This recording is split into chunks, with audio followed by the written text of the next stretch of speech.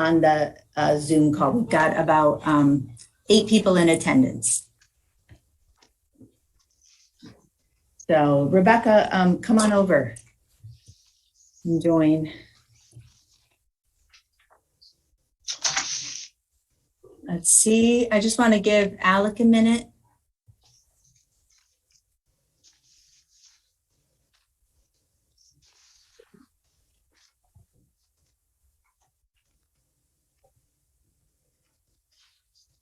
Great.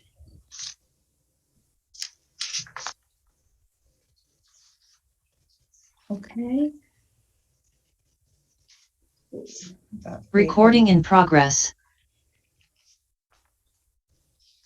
Have you heard anything from Alec, Will, by chance? I haven't heard anything about his plans for attendance.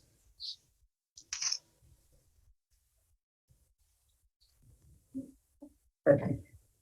Okay, he had said he could come before, but let's just get started and hopefully he will join soon. So, all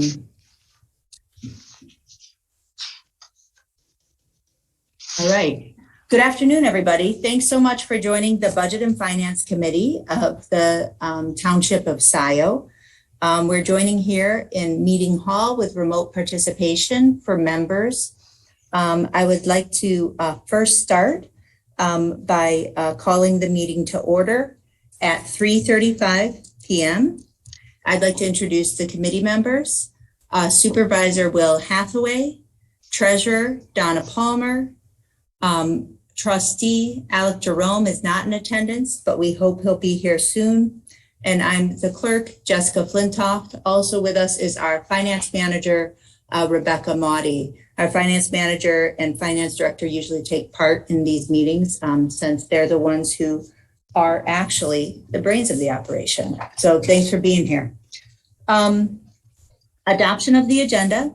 I had a pretty simple but long item I wanted to talk about on unfinished business. Because we missed our August meeting, I wanted to kind of go through and talk about what we want to accomplish yet in the last quarter of 2021. So I tried to list here things that are due, items that need to come to the board, and do some work planning around that. So that would be my proposal for the agenda. Are there any suggested changes to the agenda?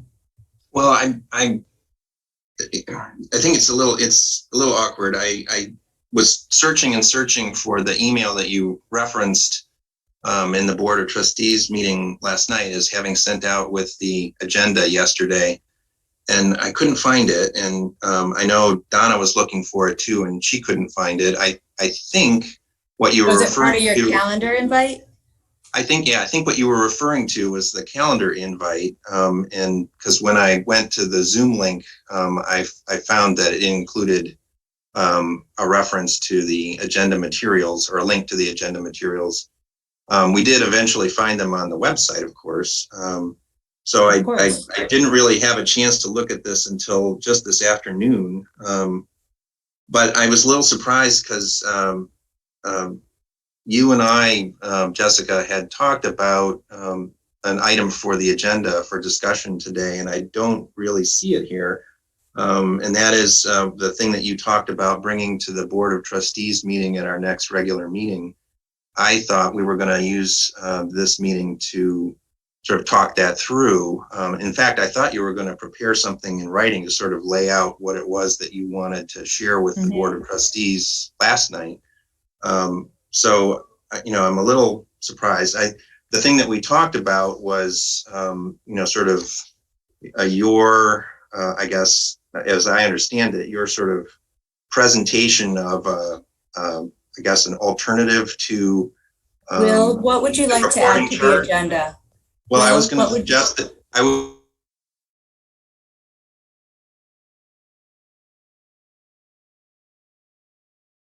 What is the item you want to add?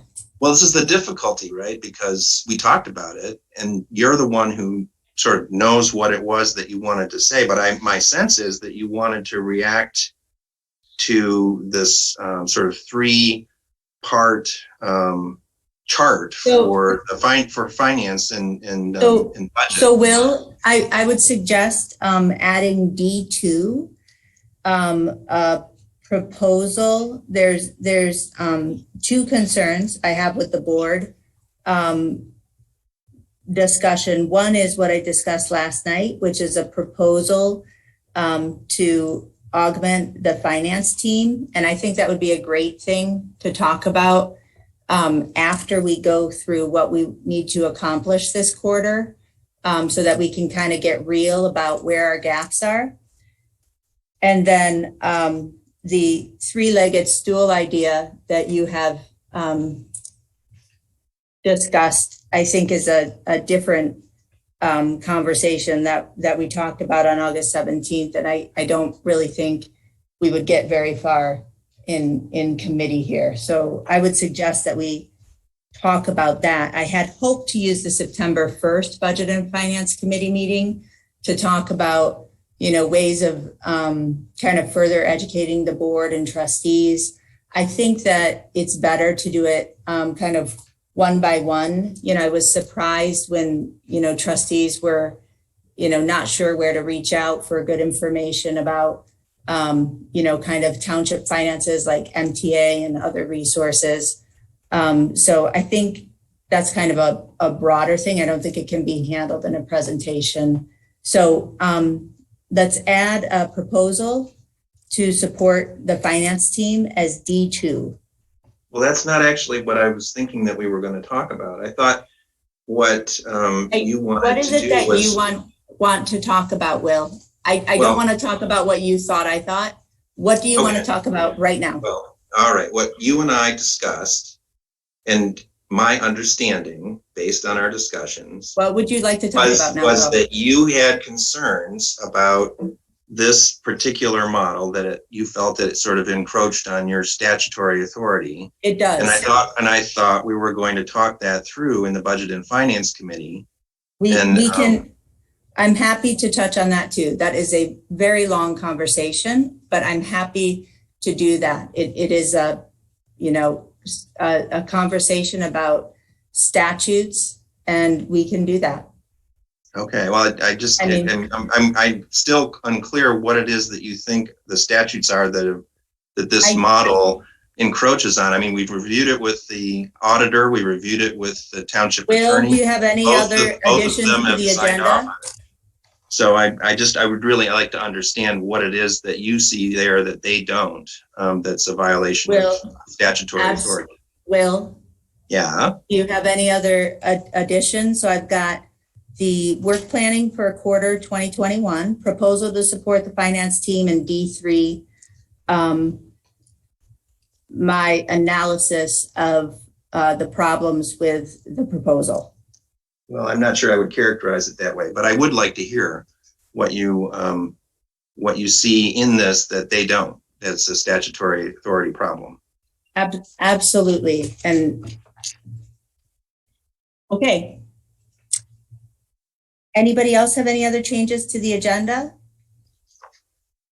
Okay. Well, I will try to keep us going at a good clip here to keep moving so we can get into as much of this as possible. So is there a motion to adopt the agenda as amended? So moved. Hathaway, is there support? Support by Palmer. I'll call the roll. Hathaway? Yes. Palmer? Yes. Flintoff? Yes. Jerome? Alec, I thought I saw you join us. Did we lose you? Okay, Jerome is not here. Agenda adopted as amended. There'll be two opportunities for public comment. This is the first one. If you would like to speak for 3 minutes on any matter under the purview of the Budget and Finance Committee, please raise your Zoom hand now.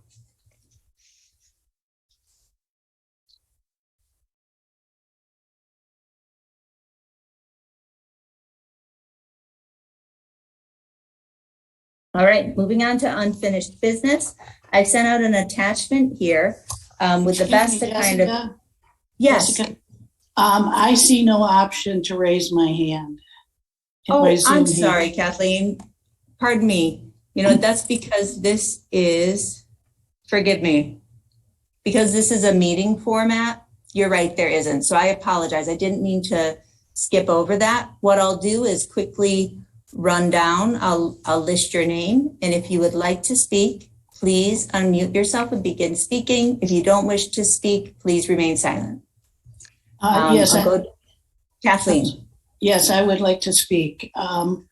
I would like to let the folks that are attending this, that are residents, be aware of the meeting that was held yesterday evening, the regular BOT meeting. There was discussion about extending the time frame for the audit. Mr. Hathaway took deliberative action to suggest that that should be delayed. He provided absolutely no rationale for doing that. In fact, he said he spoke to the auditor, he spoke to the staff. They all agreed that it could be done within the proper time frame, and that further delaying this, it has a direct impact to the township to be able to get funds available as part of the COVID relief effort. So I'm letting everybody know, especially I see Alice Owens is on this call, and I believe she was not on that call yesterday. So I want to make sure that she knows that action was taken with absolutely no justification. Thank you. Thank you, Kathleen. Next, Alice Owings, are you interested in speaking? I'm asking a question to somebody on mute. Sorry, I don't quite have this protocol down without the raised hand. Alice Owings, Andy Hood, B. Lawless, David Reed. Not at this time. Thank you, David. Harvey Summers. Harvey Summers, 2129 Autumn Hill Drive. And I have a question. This is a meeting of a particular committee, and the question is public comment about issues under the purview of the committee. Interesting, on the Scio Township website, I don't actually see a particular area where I could go and look up information under the purview of the committee or things that have been discussed in the past by the committee. It would seem that if we're going to have the opportunity to attend specific committee meetings on specific subjects, adding some connection on the website, or am I missing one with information about the work of this committee? Thank you, Harvey. There is a page, Budget and Finance Committee, with the meetings as well as the charge, and we will continue to beef that up. Jillian Carey.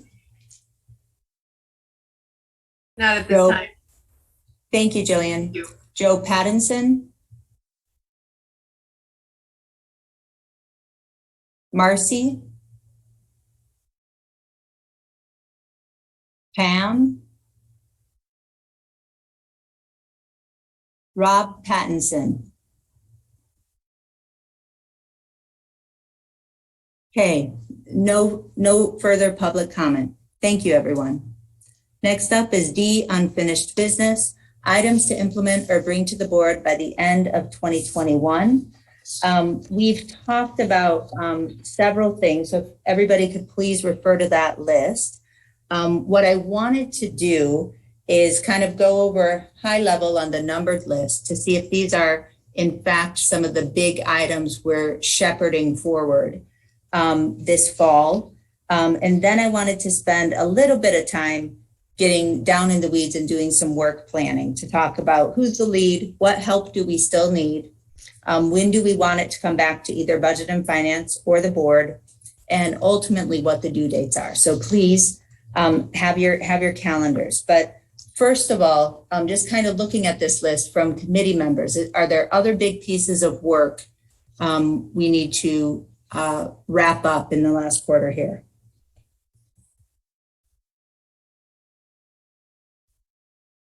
I know one of them that we talked about when Sandy was still prior to her leave was when we would do the mid-year budget adjustments. And I think we settled on 6 months, so April 1 through September 30th, which would be November is when we could probably bring that to the board to do a presentation and mid-year budget adjustments. We kind of went back and forth on, should it be quarterly? That seemed too frequent.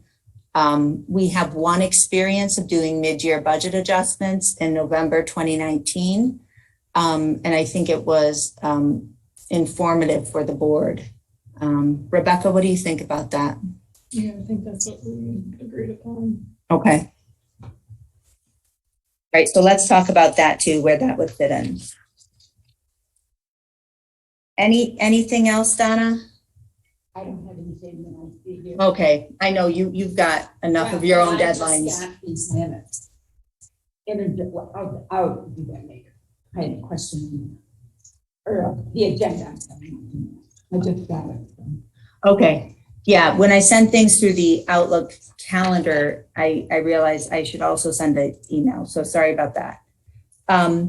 Okay, so the first one is wrapping up our regular audit. And let's just talk about status, about where we're at. Rebecca?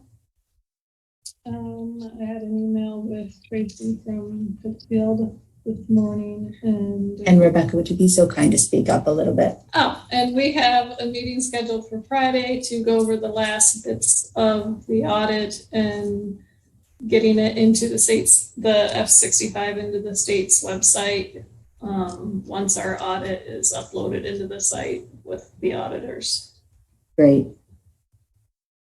So hopefully within the next week here.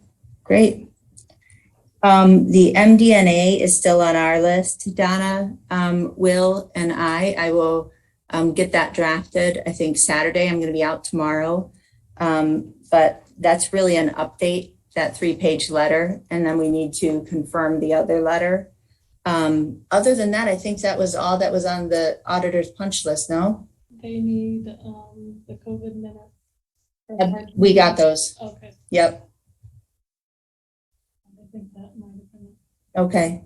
Yeah, Donna, you closed out your items before vacation, I think, right? Yeah. Yeah. Yes, I did. Okay. Great. All right. Secondly, the required reports dependent on the submission of the audit. So these are just some things we typically do, and because our finance director is out on leave, Rebecca is out intermittently. Here's Alec. Let me let Alec in. Excuse me, one moment.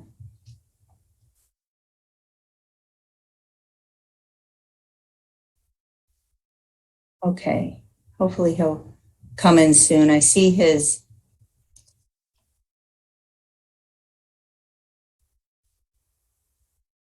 asking him to start video. There he is. Hi, Alec. Jessica, I noticed that chat seems to be enabled. Oh, is it? Let me see. I heard that this was also going on during the meeting last night. People were sending information, suggestions about the microphone, but I couldn't pay attention much. So I'm going to turn off the chat for everybody. The chat feature and the laws around public comment are out of sync with each other. And so I'll turn that off just for that. Okay. Welcome, Alec. Hi, sorry about that. That's okay. That's okay. I see that it's my background, which is I don't even know what it is. It's from another presentation I did. No, it looks great. It's THF Conversations. Good. Thank you. So we're just talking about the items we want to close out for 2021. We just covered the status of the audit. The next is the required reports that are dependent on the submission of the audit. So these need to be in by the end of the month as well. So as the auditors reminded us, the annual qualifying statement is optional. It's not anything we've done. There's some benefits to doing it, but it seems to me we don't need to do it if we don't need to do it.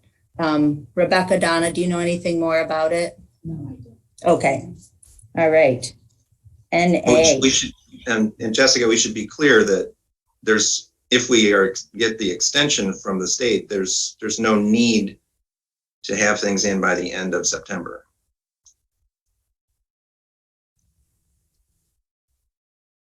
So, right. So what we're trying to do is finish work. And so what the update is that Rebecca thinks she's going to have everything ready Monday. So, we'll take a look then and upload it. Rebecca uploads it. You just need to, sign off on it. So let's check in Monday on that. Certainly getting an extension, I know you submitted the extension, but maybe we won't need it. So in any case, the continuing disclosure for bonded debt. We only won't need it if we all agree that we don't need it. So the other reports we need to work on is the disclosure for bonded debt, pension, defined benefit plans, and the OPEB form 5572. Rebecca, we would have to ask you to take the lead on those. I know I helped with that last year too. Have you worked on those before? The pension? Yeah. No, ones that one do. So those are also due 9/30. I think it's mostly taking the information from the OPEB valuations as well as the audit. So let's take a look at that and see what we can do. All right. So Rebecca and Jessica are gonna figure out what's needed for the continuing disclosure for bonded debt, pension, defined benefits plans, and the OPEB form 5572. And then at our draft meeting that we had on, was that 8/27, Will and Donna, with Plant Moran, they did a really nice job of explaining the audit, the purpose of the audit, what their role is versus our role. And I just think that Dave and Ashley do a really nice job.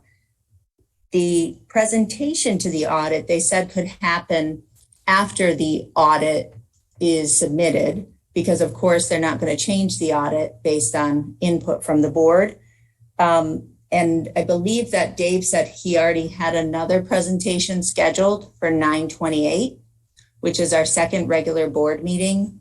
They said we could schedule a special meeting for a presentation, should we want to, but the general sentiment, if I recall, Donna, Will, Rebecca, was that we thought probably not a special meeting. It would be probably okay with the board, but I want to check that out with Alec, a trustee who wasn't in the meeting. Alex, the question is, how would it be for you to have the presentation from the auditors on the audit after it was submitted? We've done that before. They do it sometimes after, sometimes before. What are your thoughts if you've received it before they submit it?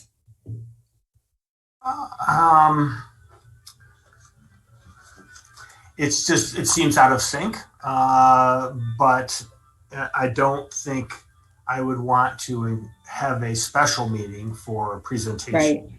Right. Okay. Have we always presented to the board, the audit? Always. Okay. We could have it at our regular meeting on October 12th. Mm-hmm. If we have an extension, we could have the meeting, we could have a presentation to the Board of Trustees at a regular meeting and then submit the audit to the state assuming that we get the 30-day extension. Well, I think there's two different questions here. It's kind of a, we're ready. Will is very attached to submitting the audit late. I am attached to submitting it on time if we are so able, but I prefer not to be characterized that way. so we could do a special meeting or present on the 12th. It's just that Dave is not. So let's just pencil in the 12th. I think that's what we had said. And that's really on Plant Moran. They'll be sending all the communications to the board on that. I have a question that I think Please. it would be wise to ask. Please. I don't know if we have to have the presentation after a certain step. Why don't we check with Plant Moran? They said it could be either. They said Okay, then. they do it both ways. So it's Okay. really up to us. Then let's plan it at a regular meeting. I Not agree. a special, because I want it available to the public in a normal course of things. Okay. And if it's not submitted until after that meeting, fine. If it's submitted before, Fine. fine. Great. So we'll do it the 12th. Thank you, Donna. Okay, so the next items, if you go on to number 3, process for capital improvements plans. This is where we start getting into, I put goal by 10:30-ish. So you notice my ish dates. This was me ballparking, trying to improve upon our process of last year. And Will, this is in your court and budget. To remind folks, we've had an ordinance on the books for at least 10 years that says that the board should annually update a capital improvements plans outlining the public investments, the public capital that we'll be investing in over the next 6 years. We first did that last year, a kind of down and dirty version, not a long verbose report as we could do, but it was a resolution as well as a workbook that's available on the budget and finance page on the Scio Township website. We've talked about this a couple times, and we had a good conversation in July in this committee, kind of going through the different tabs. I know that Steve had an opportunity to update his, and so the idea is that we would update the capital improvement plan, and then do the mid-year adjustments, and then do the budgeting process. So we want to do the capital improvement planning before 2 things. 1, before our annual budget process, but 2, we want to do it, I would recommend, before our ARPA funding application. And that, when we've talked about it, if we were to decide to use it for the water main, I thought that when we last flagged that was going to be in November, that we would want to have that. So let's just open it up and go around and kind of talk about the sequencing of these big processes. The biggest is the capital improvements and budget. Last year, we started the budget process in February. We had a very truncated, quick budget process. And I remember Alec saying, let's start in December. And he's right. So what's everybody's thoughts about kind of sequencing? Because we will have to adopt our budget by March 30. Has Steve presented a revised capital improvement that we could overlay with the one that we was done a year ago? Do we know? Yeah. Well, can you talk about that? I know he updated the numbers as part of his work with Woodhill, but I wasn't sure kind of what went into that. I just got it yesterday. I think I'd like to go over it with Steve. I haven't had a chance to do that yet. Okay. Do we think it's substantively different or just different from a cost basis? Or you don't even know? I haven't had a chance to dig into it. Totally understandable. Was getting ready for a meeting yesterday. I know how that goes. So Will, what do you want to, what do you recommend for a process for the township to develop the plan for this fall? Well, I think the simplest thing to do is to take the existing capital improvement plan and ask the, department heads who are responsible for the different parts of it to update it, to look at it and see where we're at, whether things have changed, whether things have been added. I know we've been talking about, I've been talking with Steve about different sort of demands and potential things on the horizon in terms of water and sewer. And I know we've had some conversations with Andy about the fire department in terms of some capital improvement projects there. I haven't really talked with folks in parks recently to sort of see what's sort of on, what's sort of on the horizon there. I don't know, Alec, if you have anything to say about that, but basically I think, the idea would be to sort of get input from all of the different sources of capital improvement projects and see, what updates there are and to existing projects and what new projects there are that people are thinking about. Okay. Wouldn't we want to talk with all departments, not just utilities and fire? Mm-hmm. I mean, there's a lot of things perhaps that should be looked at in Township Hall. And that's one area that we didn't have a chance to look at. I think that's a really good idea, Donna. And that would be talking in that case, or in all cases, each department had involving their employees. Yes. It's a start. It doesn't mean everything will happen, but it's a start. I'm not sure what capital improvements are going to come out of the assessing department. Maybe nothing, but that's the overall in-house. Well, utilities is in-house too.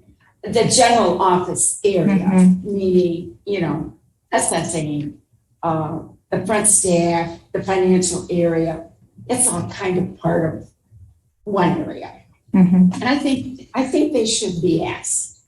Mm-hmm. And maybe there's nothing, but at least they'll feel a part of, the process. Mm-hmm. This is new. We're all trying to figure out how to move forward. So that's part of the start. Good idea. I think it's nice to be able to say, no, I don't have anything. So it's just nice to be included.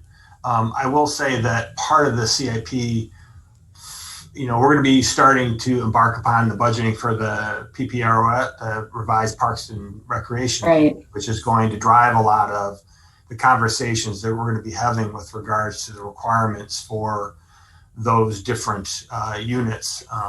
But we have not started those conversations yet. We've had preliminary discussions about obviously needing to get those moved off and started, but that's also going to have it's going to take some time, one, and two, that could have some input and impact on CIP. good. And Alec, that's where, I think that everybody, this is such jargon, but I'm going to say it, the living document. I never really have quite figured out how to keep a document living, but a CIP plan is supposed to be a living document so that, we're folding in the most recent PPRO's plan, the other things. So Will, if we wanted to, I was thinking we wanted to, probably roll that out get it to the board, and it'd just be a resolution, but would want the board to understand it, would want to make sure people are using, standard definitions. And that is one nice thing we did last year is came up with a standard definition of what a capital improvement is, 25K plus, including the engineering or other studies that go into that. So Will, what are your thoughts for when we should, just as a goal, have this be able to have this to the board. Well, we want to feed it into budget planning, which we're now talking about starting in December. Is that correct? Yeah, so we would want it, and I was thinking we'd want it done by the end of, I'm sorry, I'm just getting a family text I need to deal with. We would want it done by October 30th, so that because if we're going to be going after the ARPA funding that's held at the state right now, and it's under review, they're pending review of our audit and other things that we need to submit. So that's one reason to get the audit in on time. And so once they do that, I thought it would make a lot of sense for the community and for us to say, we've gone through this capital improvement plan, and that in itself would be a pretty good basis to say, okay, here's what we want to use the ARPA funding for. Does that make sense? I'm a little confused about the ARPA funding. I thought Rebecca had, maybe I misunderstood, but I thought Rebecca had said that next year was when we were going to be engaged in conversations about the ARPA funding, because of where we are sort of in the hierarchy of sort of municipal entities. Yeah, I'd have to look at the dates, but I know it's coming in 2 tranches, the payments, and I think one is before the end of 2021 here. So. And also there's requirements regarding this funding as to what you can use it for. So that would be good to know, because that would facilitate the discussion before we do something official. We looked at those at our last Budget and Finance Committee meeting, if I remember correctly. Yeah. We sort of went through that, and there were certain things that we were thinking about. There was water and sewer was definitely on there, but also broadband was on there. I think there was. We were thinking about fire department, but that was sort of ruled out by their criteria, I think, if I'm remembering correctly. Correct. But there may be other, I think Andy was saying there may be other sources of funding that we can go after in terms of federal support for fire. Right. But I guess I'm just, this question of, deadlines with regard to ARPA funds, it seems like there's sort of mixed messages here. I mean, we're talking about something being held up, which I don't really understand. And then there's the earlier message that I thought was that, we're not really part of the conversation until stuff comes sort of through the state, probably in 2022. Let me clarify for you, Will. So the money is at the state. We're an NEU, a non-entitlement unit. I sent this link out to the board, I don't know, yesterday or the day before, following up to your Debbie Dingle email. And what Rebecca did and what the board approved, you signed and the board approved and we submitted, is an initial application that, if I remember right, Rebecca, basically said, yes, we want the money. Yes, because another avenue people could say is a township, we could have said, no, keep it at the state level. But the application we put in said, no, we want to accept those funds. Right. So the link I gave you is a live real-time status of our application. Rebecca is on top of it. We're waiting to hear back from it, and they are reviewing it pending review of our audit and other things. So it's very common receiving things from the state treasurer, where they of course have the opportunity to make sure that all of our ducks are in a row before they disperse more funding to us. So it's pretty typical. So the funding is available to us just as soon as they finish their review. which is sort of different from what I understood from what Rebecca said before, that we wouldn't be getting any money until 2022. I don't remember her saying that. I think there was always where it was supposed to be in two phases. And Yes. the second was in 2022. But the first is this fall. If we're ready. Is there a way that we could bring some clarity to those assumptions that we're making? Could we reach, it seems to me that we think we know these certain parameters, but is there a mechanism that we could Rebecca, can you? confirm or double check so that we're, Yeah. because the timeline is critical, because, you know, as I mentioned, the P pros and the CIP, it has to be a living document, because there's no chance you're going to finish a P pros budget in a month. You know, it's essentially the end of September, you know, middle of September, and we haven't even had a chance to meet yet. So I think we need to be very specific on finite requirements for deadlines, and then the issues is this one we're talking about. But issues can be just as tricky as finite. So we need to be really specific about those. And I just wondered if there's a way that we could nail this down and have an absolute answer for it. Rebecca will get that information. There are the two tranches, if I've got that right,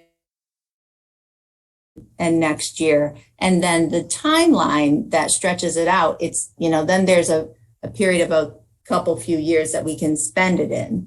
But there's no reason not to receive it as soon as we can. So I think, pardon me, go ahead.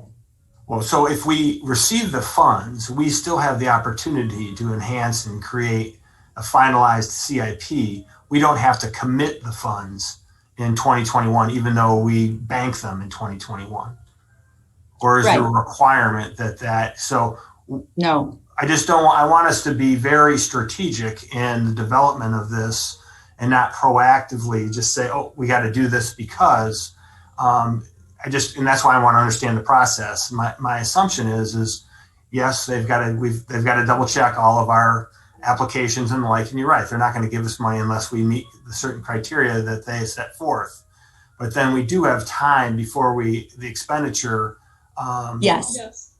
To move forward. Okay, I just want to be clear. Yeah, we do. And Alex, so how it would look is we would receive the revenue, you know, in 22 or 23, and then we wouldn't budget it probably till 23 or 24, some combination of. So it would be in our fund balance committed. All right. I kept hearing the 2021, if we get the money, that we had to do something with it, and it doesn't appear to be the case at all. No. And Rebecca, how long do we have to actually expend it, to budget and expend? For some reason, I'm thinking like 2025. I mean, it was out a fair amount of time. Yeah. From what I recall, they very much don't want it to go to things that are already sort of in progress. They want it to sort of go to spur new investment. Right. They don't want to see supplantation of funds. And so that's where, you know, there's some strategy in the update for the CIP, right? You know, from the CIP from last year to the new CIP, because that includes columns on funding sources. That also plays into the broadband. If the Exactly. BSC in Washington County encumbers themselves for the 14 mil, then that changes our use of our ARPA funds for broadband. Good. So I think there's, these are interrelated, you know, certainly don't have to, you know, sequence in one way or the other, but definitely interrelated. So next step on the ARPA, Rebecca's going to send out again the detailed information, and we need to figure out a process for how we are going to prioritize that. And I think that fits in nicely with the CIP process. You know, if there are funds we want to spend this year, if there's not, we just want to accept it and hang tight and make that decision prioritization process, you know, next fiscal year. We could also do that, Alec.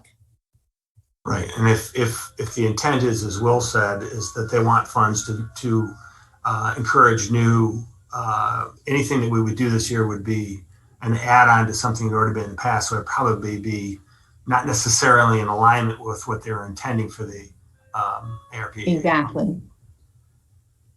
So anything we forgot to add last year will be new and innovative this year. Well, I don't think it, just because it was on our plan last year, would be ruled out. I think they just, if it's like a project that we're already building, I think they, that might be more questionable. Yeah. So, but it's a great, we need the CIP so that we can, make decisions about financing if there's things we need to bond or not bond and all of that. So Will, any final words on your plan for the CIP? Final words. Sounds like we're putting it to rest. It's not a living document, it's dead. I guess the thought I have is,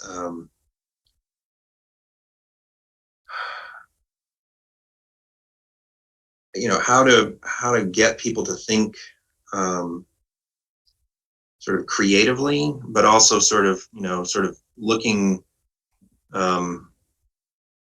thoughtfully towards, sort of challenges that are on the horizon. And I guess I need to give some more thought to that. I'd like people to sort of be, instead of just like looking at the list from last year, to sort of like try and step back and imagine, what are the, sort of do a SWOT analysis, I guess, in some ways. Mm-hmm. Great. Okay, so you'll keep us up to date on that planning process. Second is, or fourth, this is one I added, our goal of doing a mid-year FYE 22 budget to actuals and proposed adjustment. Historically, we did budget adjustments once at the end of each fiscal year, major ones. And we also have discussed the idea of doing quarterly, and that seems too frequent. So the sweet spot seems to be once in the middle. That requires a couple things. I put a goal of 11.9. That would be the expenditures through September, 6 months, and 11.9 is a board meeting. So two kind of pieces to that work is getting caught up on our monthly reconciliations. As you know, we hadn't been caught up on the bank reconciliations or rest of the monthly reconciliations since March. Rebecca's had a little bit of a chance to dig in and tackle a bit. Where are you on your list right now? It's the new item that we added, the mid-year adjustments. So Rebecca, where are things at on the monthly reconciliations? Kind of where are we at as a township in terms of having our books reconciled? The August bank statements have just been coming in now. I have DDA caught up through the end of August. Great. All of our other bank accounts are caught up through the end of July, except for our pooled deposit account. And that's because all the credit card payments go into that account. And so it's tricky to separate those out. So yeah. I'm held up on that one. When we're talking about bank accounts, we have, roughly 15. Yeah. So we're not talking about just 3 bank accounts. So I've been working on April through July. Thank you, Rebecca. And so Rebecca's jamming through on that. And then Rebecca, can you describe a little bit about what we need to fix in the general ledger budgeting module so that our adopted FYE 22 budget, we can do meaningful budgeted to actuals? I haven't gotten to that part yet. Okay. I think with implementing the PO system through BSNA will help with that because it'll finally encumber funds and show that in the budget. So you can get more detailed information on what you guys have already authorized. But we just haven't paid for it yet. So that'll help get more accurate information. Good. So can you describe for folks generally kind of how it's working now in terms of, let's say that elections, use me as an example. If I have so much budgeted and I'm trying to spend it down through the year, how does that work? Well, with how the PO systems worked and set up, or the invoice system, is if it goes over budget, the department heads cannot put in an invoice, cannot put in for more purchases on that budget line item. Since we've had somebody out that is in charge of the budgets, I have taken those parameters off, because we have gotten multiple invoices that need paid that are over budget and getting flagged by the system. So that needs corrected. Okay. So we either got to, sorry, go ahead.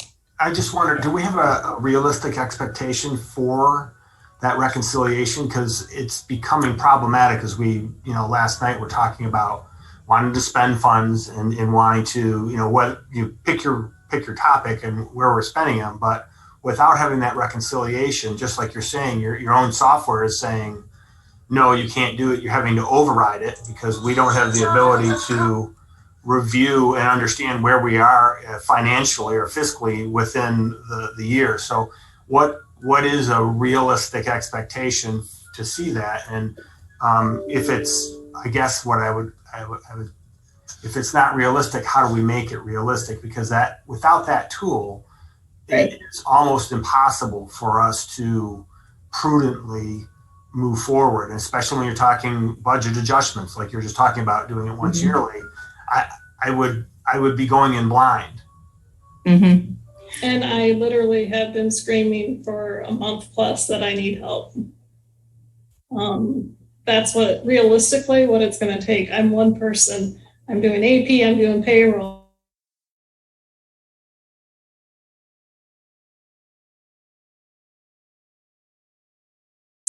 I'm one person. And Rebecca is, just coming through like gangbusters for the township. The type of help we need, Alec, is like a Woodhill Rebecca has such incredible skills and is such a wonderful asset for the township, but she hasn't been permitted here to do certain things. So she hasn't had the experience of, say, adjusting the GL numbers so that the budget makes sense so that we can get those reports. So there's some higher level stuff. And that's where a Woodhill or somebody else, and I don't mean to keep saying Woodhill, I'm just saying there are very few people with that public finance senior expertise who consult and are all about coaching and capacity development.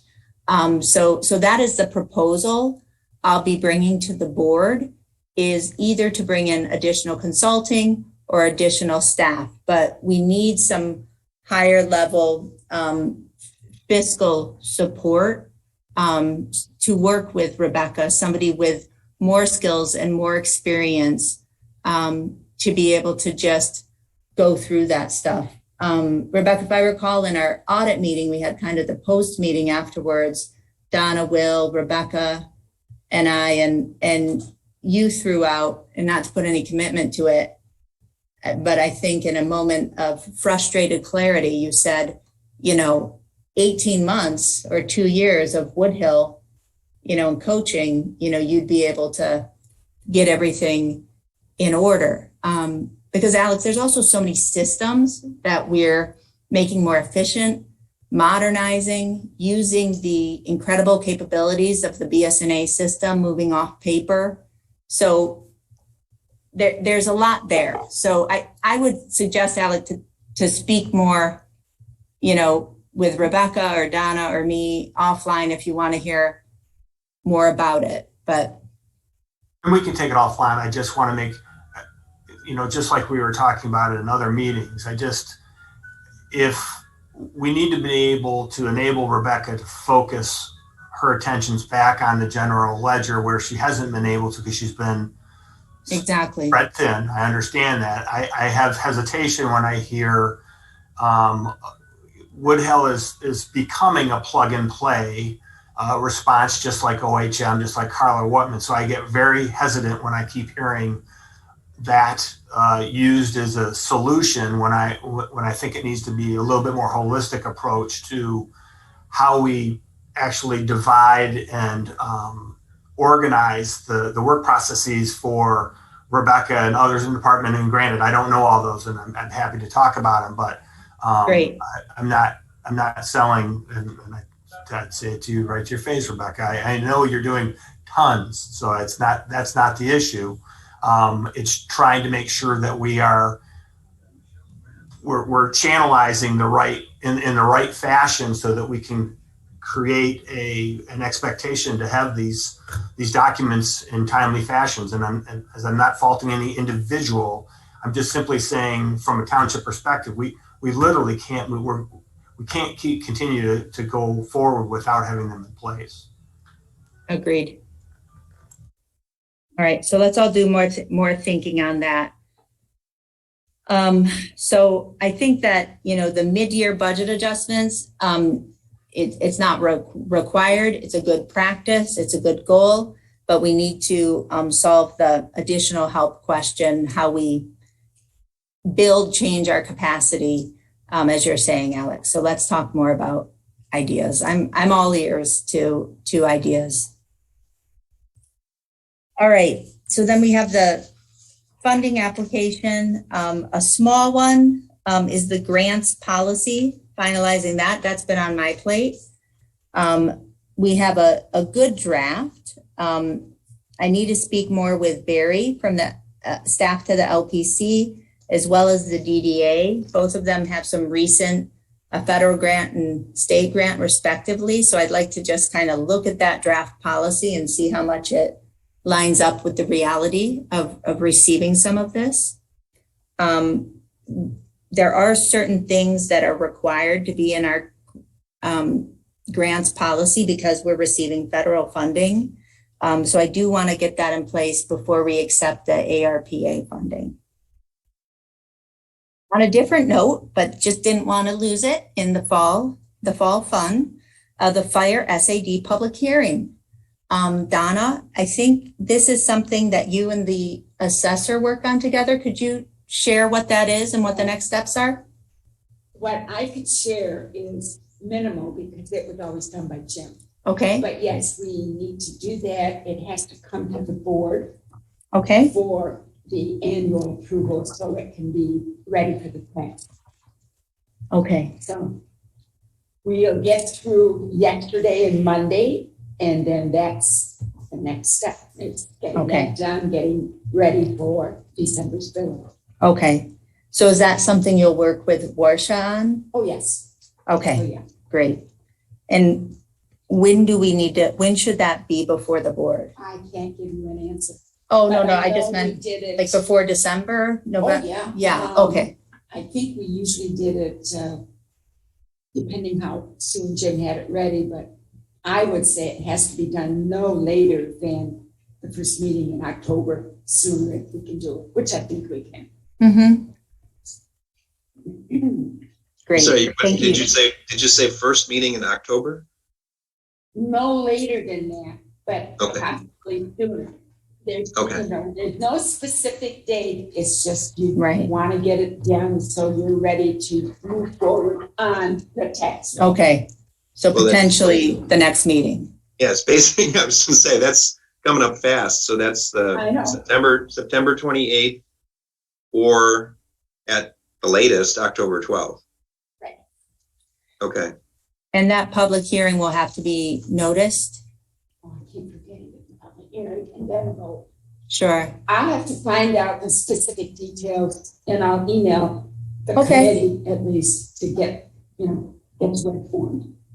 Great. Got to remember, it's a learning curve for me, big time. It's okay. We're all doing it. We'll get there. Thank you, Donna.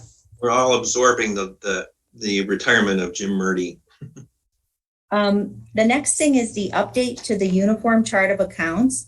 It was first required by the state in 2017 of all local units of government in Michigan. And the Chart of Accounts is really just the way you organize and categorize revenues, expenditures, assets, liabilities. It's accounting. In local units of government, we use fund-based accounting. And so we have 3 sets of numbers, and you see these all the time. 3 digits, 3 digits, 3 digits. The first 3 digits is the fund. Say, for example, the general fund, the fire fund, something like that. The middle is often called department or function. And that's a way to kind of group things. So for example, in the general fund, you remember this budget year, we decided to granulate a little bit more because we had a lot of things in general government and it was kind of hard to see what was going on. So we broke it out a little bit. Okay, here's the clerk, here's the supervisor, here's treasurer, here's finance, this and that. And then the last is the account. It's really what you're spending on, what type of revenue it is. So are you spending it on office supplies? Or are you spending it on workers' comp, for example? That's just down and dirty. We have over 1,200 accounts. What do we have? No, we don't. We have 1,723 accounts. And after we go through the conversion to the uniform state of accounts, we will probably have more.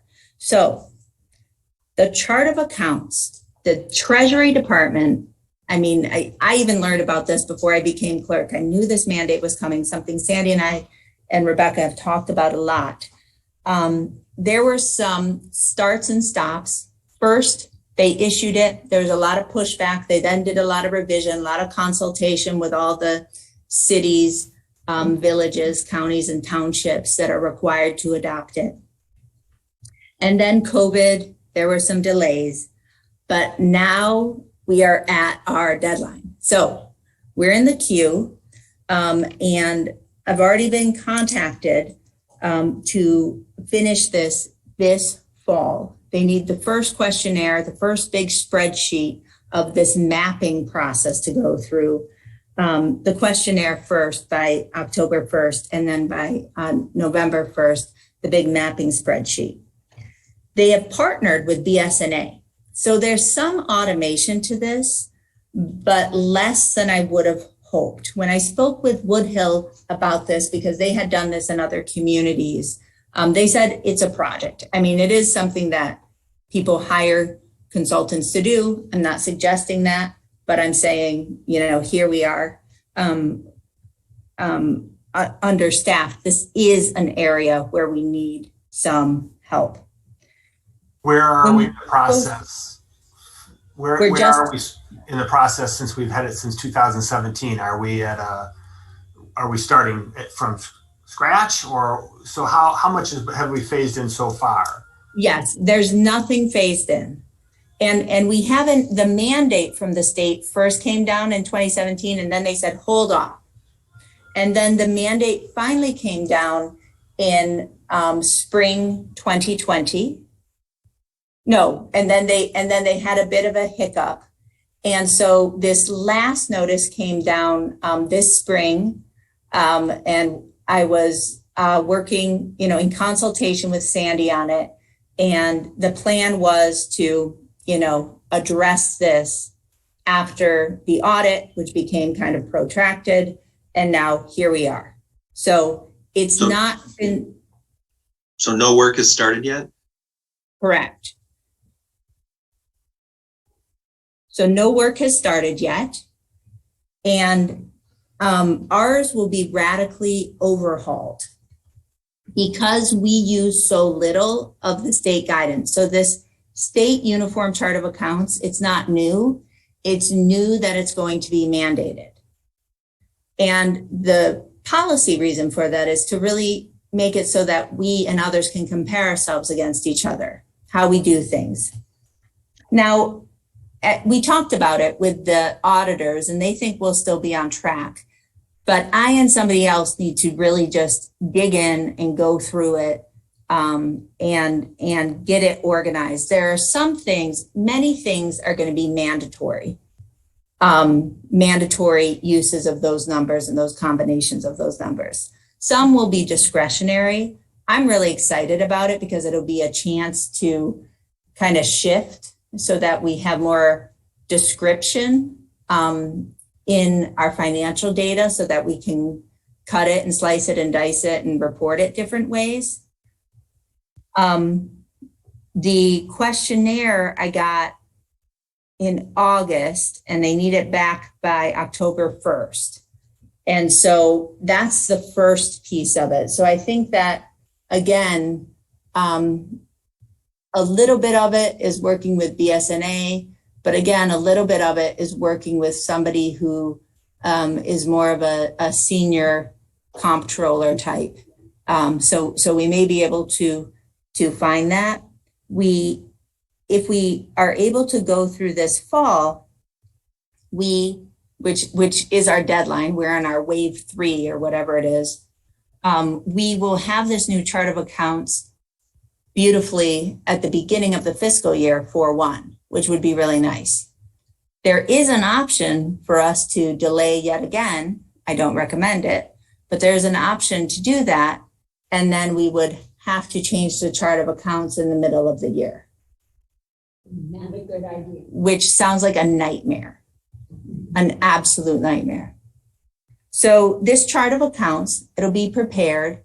And luckily, because we do use BSNA and, most jurisdictions do, a lot of it will be automated, but I think it's going to be, a good 80 hours of work of somebody who knows what they're looking at. It's my estimation. Can you explain more about because there's a sort of a bullet point here, item B, that sort of starts out but isn't sort of finished. Need support from expert because our accounts are, and it sort of unfinished thought there. Yeah, our accounts are so different than anybody else's. Not anybody else's. Our accounts are so different than what the state wants us to use. The uniform chart of accounts from the state has been published year after year by Treasury as recommendation. Here's what you should use. Here's how you should set up your department numbers and your account numbers. Here's how you should set things up. But then they give discretion to not do it that way. We have really used that discretion to not do it that way. Am I describing this okay, Rebecca? Are they revoking the discretion at this point? Is that the problem? Yes, it's mandatory. Okay, so they're saying, okay, we let you have discretion up to this point, or up until 2017 or something, and then they started saying, we're going to take away this discretion. We want everyone to sort of mirror our approach to how you organize your chart of accounts. But so why do we need what's the level of expertise? When it says expert, what does that really mean? Senior comptroller, somebody with some senior level expertise in government fund-based accounting. Why? We know that the accounting is a matter of establishing. Yeah, so it's the numbers, the list. Sure. So is it the GASB expertise that the auditor has talked about in the past in terms of reviewing financial statements? Is that same kind of expertise that we need? No. It's somebody who's familiar with a lot of different local units, who's really familiar with the state chart of accounts. Somebody who's really familiar with the meeting, because everyone, it's like a 200-page document. It's got a paragraph definition of every account. Okay. And so you go through, so somebody who has it memorized now, yes, an average reader could go through it and do it, but that I wouldn't do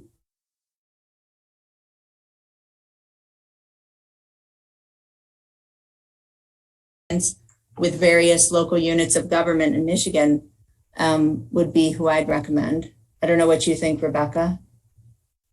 Like, Rebecca, if suddenly you had more time in your life and I said, Rebecca, jump on it, what would give you pause?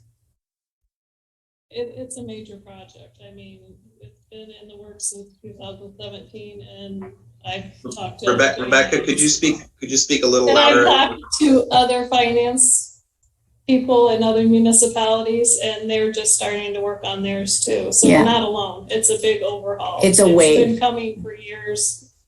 They've been postponing it, wanting input from different municipalities before implementation. So it's a big project.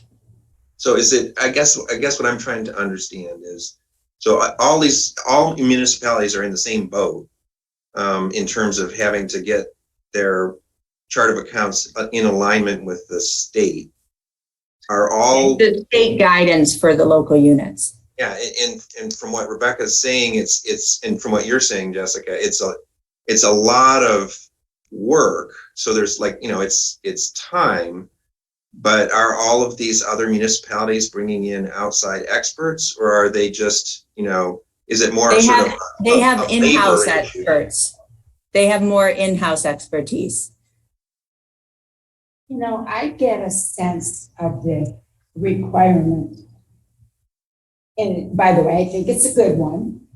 It's, statewide, we're all the same.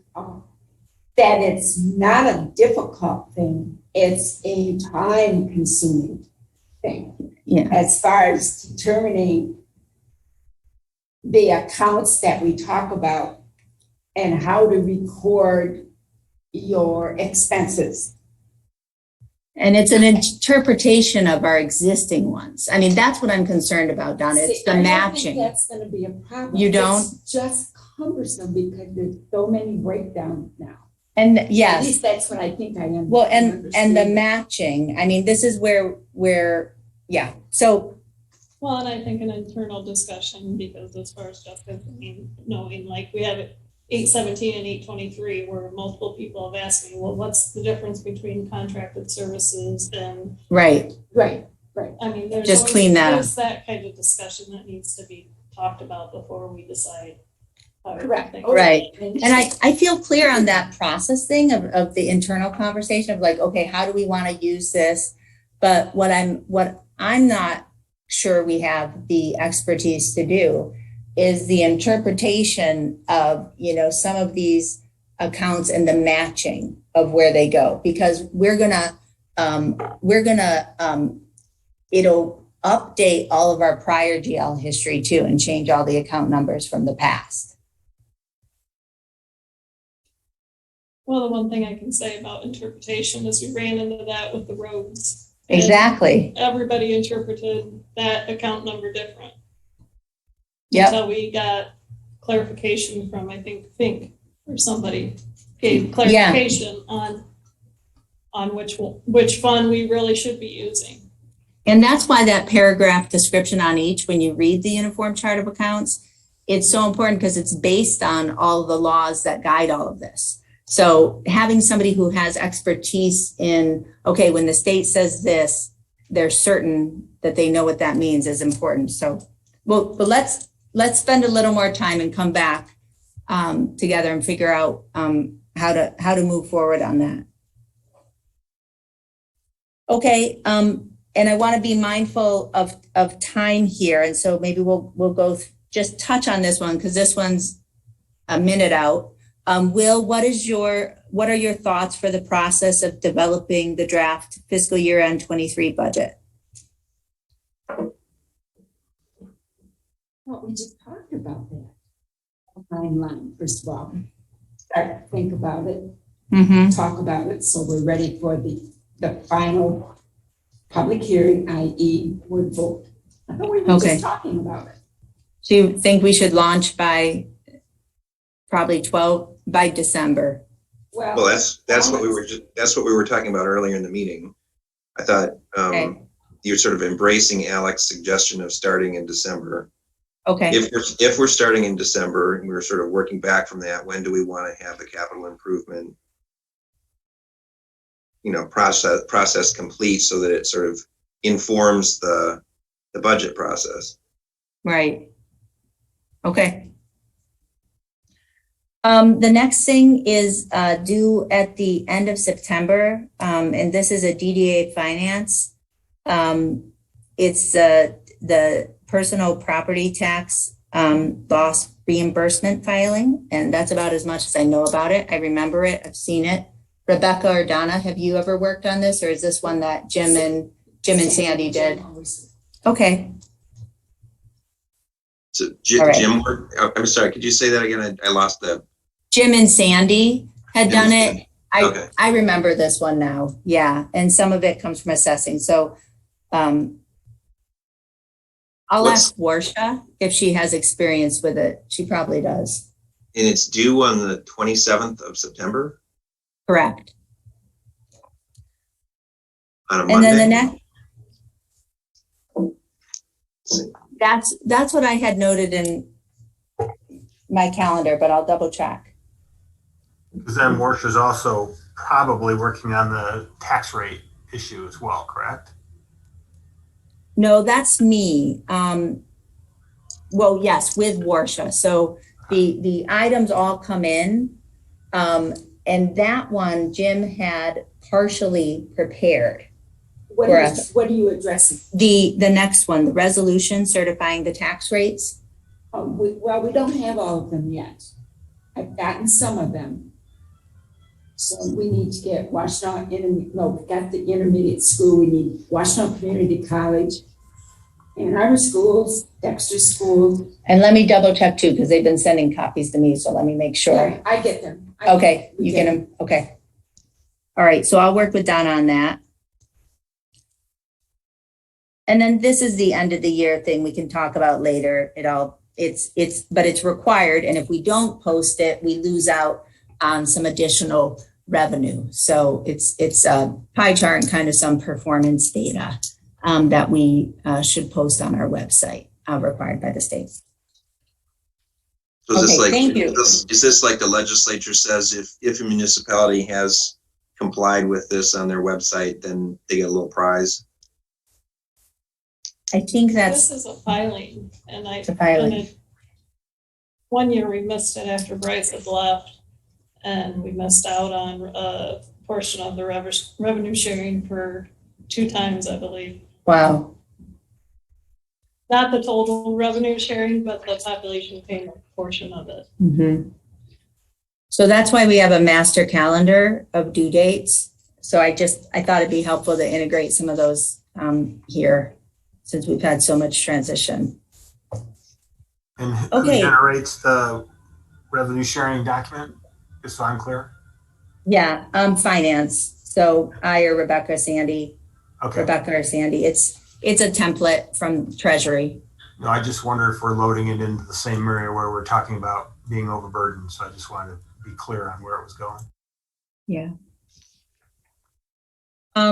So it's close to 5. Let's move on to the next item, the proposal for supporting the finance team.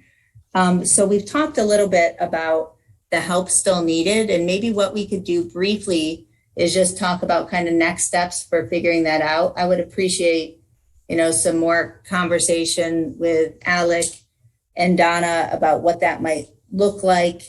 But I would like to get some more support in. I know Diane has spoke to the board about it. So why don't we take that offline? But my hope would be that we can generate different ideas. And Alec, I like how you talked about it, about, the way we might configure it differently. I'm certainly not wed to a consultancy or anything like that. I just want to figure out a solution. Well, it does sort of make a difference. And I think this gets back to what we were talking about a moment ago, what level of expertise we need for that particular project of the chart of accounts alignment with the state. We want to make sure that we're bringing in help in a way that builds capacity in the long run. and whether Right. whether that's sort of building Rebecca's capacity within Rebecca, or whether it's building the staff's capacity, sort of like by adding additional people. That's sort of and maybe it's a mixture of the two. Yeah, I think there's a couple, 2 to 3 options here. I mean, but I think we should generate them and look at the pros and cons. This is what you hope to bring to the board on the 28th. Yeah. On the 28th. I mean, so what's the plan for sort of moving the conversation along to prepare for that? Because that's going to come up really fast. That's 13 days away. yes. So we better start talking tomorrow morning at 8:00. Perfect. That sounds good. I welcome that. Donna, you read my mind, but yeah, I mean, if this is going to go into a proposal, it's going to go to the meeting on the 28th. It really has to be ready by middle of next week. Yes. So please. I would very welcome. Yeah. I mean, this is welcome. This is so overdue. And so, I'm glad to hear people want to talk. I look forward to talking to you, Alec. I mean, we got to figure this out. All right. Third item. But should we leave this topic without a plan for how the conversation is going to occur? Well, it sounds like I would like to talk with Alec if at the time he's available. Donna, I will not be available at 8 a.m. tomorrow morning, but I could do it Friday. I think we need to talk one-on-one. I think it, gets into staff issues that we should talk about privately in capacity and just kind of go over who's doing what, because what we've been doing is also not where we want to go. So we know ever since we started talking about this, we're trying to grow capacity. So I want to figure out how to do that. We need to know what we need to make it work. But keep in mind, we've always been able, until the explosion in the last year and a half within the township, we've always been able to do what is expected and required. So I want to be sure that we meet the need and not get into a situation where it's not cost effective. Right. So, I mean, it's all part of the whole thing. It is. I also think, frankly, on the board of trustees, we have different ideas of what the need is and what we want to see. And I think what we've been doing is not.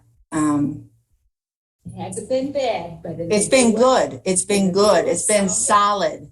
But I think that we want to be more robust, and we talked about that since day one in the administration committee. So then next, just briefly, D3 flows in well. I mean, operationally, I was troubled on Will's August 17th proposal that then cut a position when we've talked about adding positions. So it cut the finance director position, made the deputy treasurer a half-time instead of full-time, and then added a junior person. So operationally, just makes no sense. Then, Will, the legal problems, I would just say, MCL 1541, I can give you all the specific sites. The case law, it is not, as Jim Fink has said publicly and privately, finance is the role of the clerk. There, it is the way it is. If you want to change it, take it up with the legislature. That seems like kind of like sloganeering. Let's get specific. I mean, the chart that was prepared by Alice in her email back in early August, we have this document. It lays out sort of a structure. Well, not sort of. It lays out a structure And it tries very hard to address the statutory, responsibilities and duties of each of the officers of the township. And both Jim Fink and Dave Helisek, the auditor, looked at it, talked it over with me, agreed, and said it's not violating any kind of statutory authority. That, and you and I met with Jim, and he said that, he confirmed it to us. He also said the same thing about what we voted on the 17th. He said there's nothing there that violates any kind of statutory authority. So and when Will, you brought up, I think you're asking our attorney the wrong questions. Authority, then it sort of raises this question: what are you talking about? And if you just throw out like citations of law and slogans about the legislature, it's not that helpful. Will, you misread me and misunderstand me if you think I am sloganeering. I'm telling you, please go to the MTA, call any other township. Every township has finance under the clerk, and Scio has been an outlier, having clerks year after year consent to delegate that function to a manager. And I'm not saying that's good or bad. I'm just saying it's an outlier. Now, Will, in terms of incompatibility of offices, in terms of the lack of consent that I provided to the board for delegating finance to a staff person, I think it's really unwise, and it's not a three-legged stool. MCL 141 is important, but it's how to implement it. Applies to all local governments. It's not the organizational statute of MCL 41. Each of our offices is in the Constitution in the township, and that's just not the way that the chart lines up. That's just not how the law works. You can't take MCL 141, put it in one column next to two columns of MCL 41. So, I mean, Will, it is implementing that is not, it would violate MCL 41 as well as 15 with the Incompatible Public Offices Act. It just, it doesn't work. And I find the questioning of, hey, attorney, is there anything on this page that's illegal is not the correct question. I want to be asking what's right, what conforms with the design of our township, and what's really going to work ultimately. Well, so it seems Jessica, like you're talking about two different things. You're talking about statutory authority that is vested by statute in the office of the clerk, which is, you're correct. It's up to you whether to delegate that or not. And then you're talking over here, on the other hand, about implementation of an administrative structure. And you're mixing the two things together and saying, well, I didn't give consent for, this administrative structure, and I'm concerned that in the implementation of it, it might transgress into my statutory authority. But there's nothing in the administrative structure per se that transgresses or encroaches on your statutory authority. That's what the attorney said. Will, look, you and I have both talked to the attorney. I have said nothing inconsistent with the advice from the township attorney. So it's not about, and at the end of the day, it's up to us to decide what's right. It's Jim's job to try to keep us from breaking a law. It's not his job to know everything just from a chart or from some vague words. I mean, there's possibilities. It could go either way, but in the design of where it is about that structure, and also cutting the finance director position from the clerk, that was the big change, along with moving finance under the supervisor and the treasurer. It can't happen. It's not designed to happen that way. So I'm happy to talk more about it, but I want to note, and I hope we don't have to talk more about it. I hope you'll just rescind those resolutions and drop this idea that there's a three-legged stool that isn't here. I would propose that we move forward into public comment. Are there any interested members of the public? Please raise your Zoom hand. David Reed. Thank you. David Reed, 713 Merlin Way. And this meeting has been very uncomfortable to watch. It's like almost like a sumo wrestling match. But this last conversation is very disturbing. Mr. Supervisor, you said you had a conversation regarding this structure, this restructuring of the finance/budgeting area of the township. And you said you conferred with the township attorney, that you, Mr. Supervisor, conferred with the township attorney and with the auditor. Why wasn't the clerk in the room? The clerk, this whole reorganization affects the clerk and she has input to it.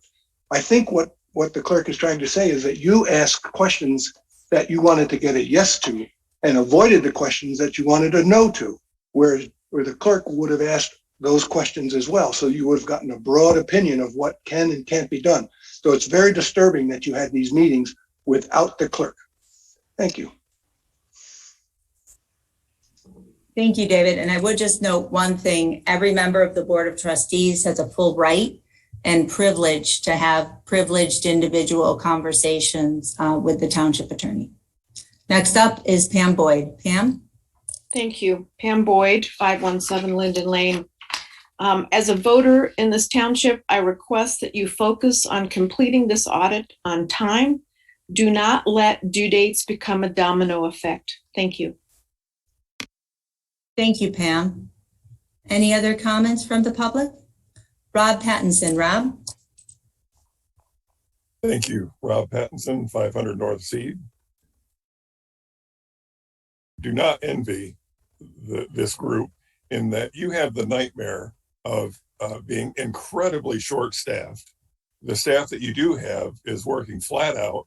You're risking burning out the staff that you have, and you don't have the budget to support them with additional employees. Second point, last night at the BOT, I think it was Ann, I think her last name started with a J, was the third-party analyst for the Troubadour cleanup. Is there such a consultant who understands the chart system that you were talking about earlier, that you could hire as a consultant who is a specialist in this and who could speedily resolve this issue? I realize that you're looking for additional expertise in other areas, but it seems like that might be one of those focused things where someone like Ann, who's so focused on her third-party oversight, that might solve that problem. And lastly, I completely agree with David Reed and Pam Boyd. This was an incredibly uncomfortable meeting to watch in sections. Everyone is stressed, and the friction between the supervisor and the clerk is really affecting your ability to move forward. I hope that you're able to work things out and both of you can communicate in more effective ways with one another and soften the rigidity with which you hold your positions so that things can move forward more smoothly. It's heartbreaking to watch, to see how here we are at the end of the summer, and this has been an issue since the spring, and it continues on, and you have these deadlines approaching. You're short-staffed, you need help.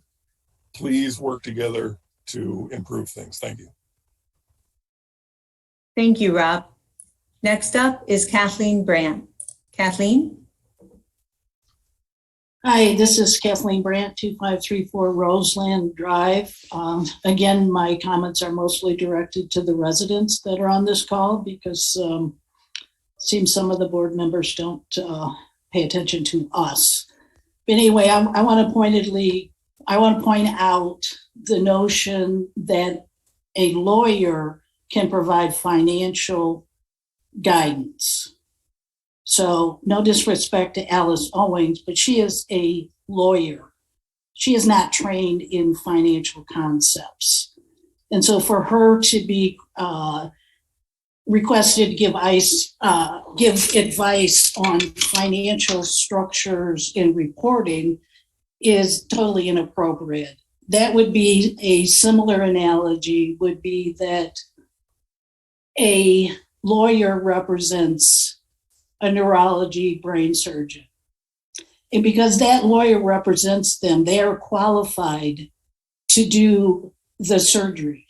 They are not. They are qualified to provide guidance on legal aspects, but not the procedure. So let's not confuse a lawyer who's providing advice as solid advice, which is financially based. Thank you. Thank you, Kathleen. I see no other hands. With no more public comment, could I ask for a motion to adjourn? Oh, I'd like a moment to respond to David. First of all, David, just so you understand, We're not. the clerk and I were both present for the meeting with the township attorney, so she was not excluded from that conversation. In fact, there were multiple conversations where both the clerk and the supervisor conferred about this with the attorney. And as for Alice's qualifications to comment on finance, she's very, very qualified. There are attorneys who actually specialize in finance. And I think, you know, to make such a broad statement about whether an attorney is qualified to comment about financial matters is kind of ignoring the specialization that many attorneys have in that field. Thank you. This is there a Kathleen. motion to adjourn? I'm sorry. I'm sorry, Kathleen. Thank you. I'm gonna ask for a motion to adjourn, please. So moved. Jerome, is there support? I'll support. Hathaway? Yes. Palmer? Yes. Flintoff? Yes. Jerome? Yes. Meeting adjourned at 5:12 p.m. Thank you, everybody. Have a good night.